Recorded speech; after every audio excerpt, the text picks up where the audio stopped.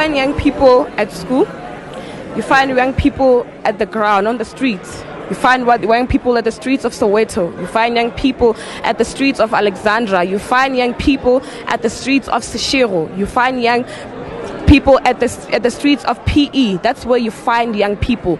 You do not find young people in meetings with ministers. You do not find young people in the cabinet. You do not find young people in government. So if really the president was prioritizing young people, he would go to where young people are.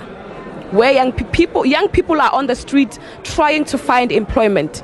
Young people are not in government making mandates that are for selfish and corrupt purposes. Young people are out in the street striving for a future that they know that could take them somewhere, because the government, all the useless cabinet meetings, they have failed us multiple times. So if really the leadership of this country wants to find young people, let them go to the streets. Let them get off their high horse and let them go to the streets to find young people and actually ask them what they want and what must be done to this country. Remember, the people that are in the government, I'm going to second what he's saying. It's not an insult that they are old, but it's nature that they are old. Unfortunately, it's something that there's nothing that we can do about that. They are old. It's nature, So whatever that they're laboring for, whatever that they are harvesting for, is for us young people. So hence why I'm saying that if ever they are doing it for corrupt mandates so that I would get a higher pension, it's not going to benefit them in any way. It's only killing this country, That is why I live off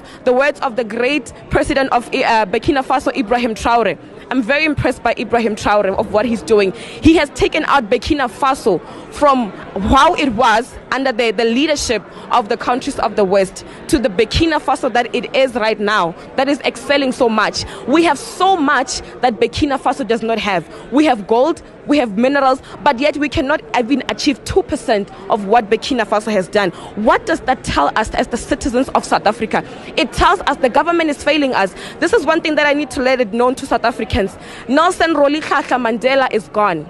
May his perfect soul rest in peace, but he is gone. Chris Hani is gone. Steve Biko is gone. Tsietsi Mashinini and Khotso Siahlole, they are all gone. Now it is time for us as the youth to stand up, because the people that they stood up for are failing them currently. I'm very disappointed in the of the head of state of this country, because actually Cyril Ramaphosa is the one who seconded the nomination of President Rolihlahla. He trusted him that he would make a difference and a change in this country. But of what is going on right now, as the youth, we are really disappointed. This is not what 70,000 children died for in the Soweto youth uprising. They died for better. They did not die for us to receive the bare minimum and call it quality basic education.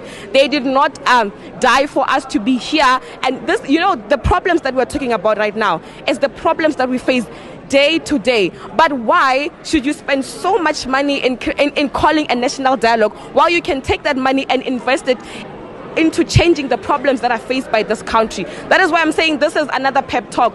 We do not need a dialogue to change the problems that are happening in South Africa. We need an active leadership in South Africa to change the problems that are happening in this country.